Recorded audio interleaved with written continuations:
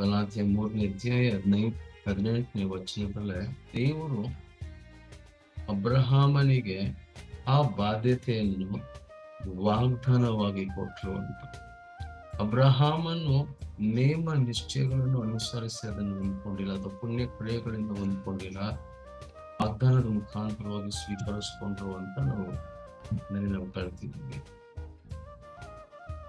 ಮತ್ತೆ ಕೊಲೋಸ್ಯ 2ನೇ ಅಧ್ಯಾಯ 12ನೇ ವಚನದಲ್ಲೇ ಆತನ ಕ್ರಿಯೆಗಳ ಮೇಲಿರುವ ನಂಬಿಕೆ ಅಂತ, faith on the works of god, ಇದು ತುಂಬಾ ಮುಖ್ಯವಾದದ್ದು.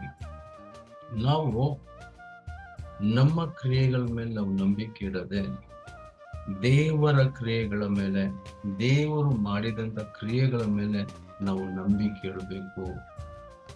ಹೌದು, ದೇವರು ಏನ್ ಮಾಡಿದ್ರು? ದೇವರು ತನ್ನ ಮಗನನ್ನು ಕೊಟ್ಟರು. ಮಗ ಏನ್ ಮಾಡಿದ್ರು? ಶಿಲುಬೆಯಲ್ಲಿ ತನ್ನನ್ನು ಕೊಟ್ಟರು.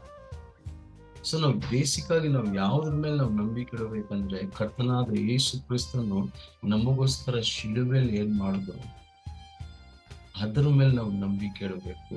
ಆ ಕ್ರಿಯೆ, ದೇವರ ಕ್ರಿಯೆ ಮೇಲೆ ನಾವು ನಂಬಿಕೆ ಇಡಬೇಕು.